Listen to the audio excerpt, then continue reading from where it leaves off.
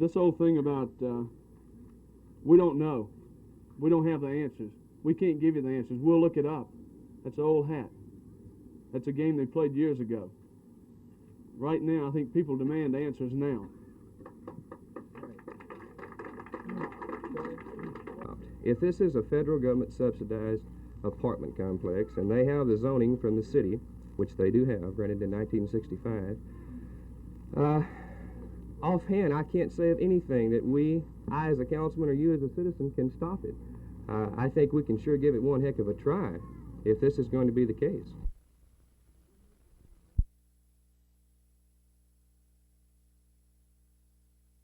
I tell you, I never saw the people in my district so upset in all my life as they are about this.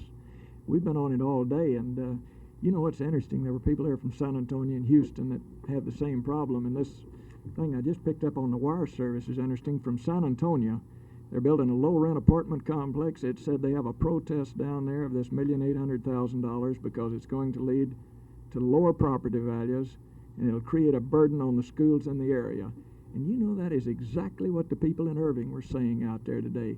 These neighbors want to have an area of contemporary citizens, and they build the apartments on a quality basis, but it's an appeal to a low-income group, and it's going to crowd them up. And it's a neighborhood out there of people with small children. The schools are going to be crowded. They asked me what I suggested, and I told them they needed to talk to Vernon and James Smith. They're big builders in our community, very successful, very wealthy, and I understand they have 6 projects going on now. And the easy solution and the best solution would be if Vernon and James would just change this over from this type of a project and just make it a normal, conventional apartment type of a project.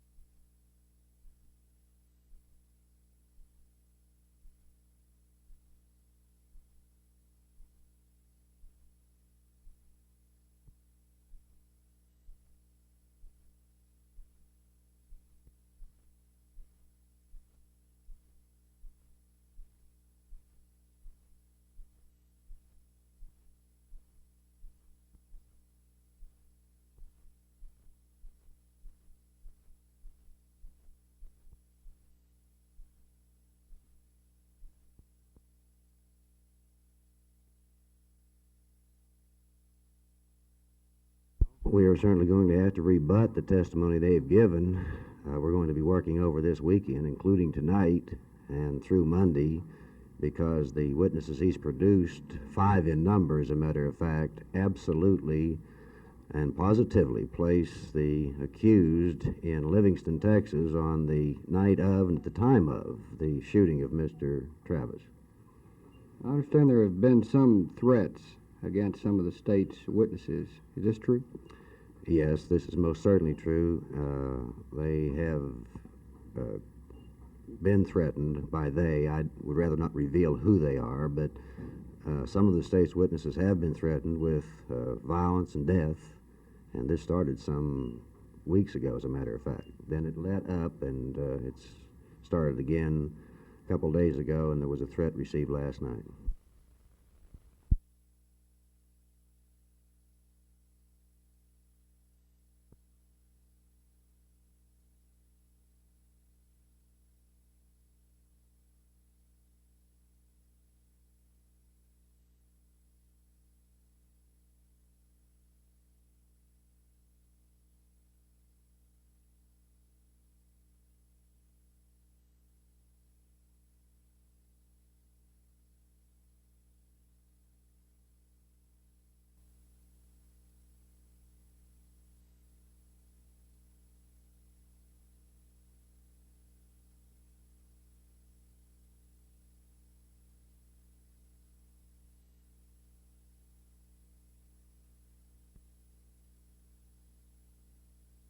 The youth council on drugs and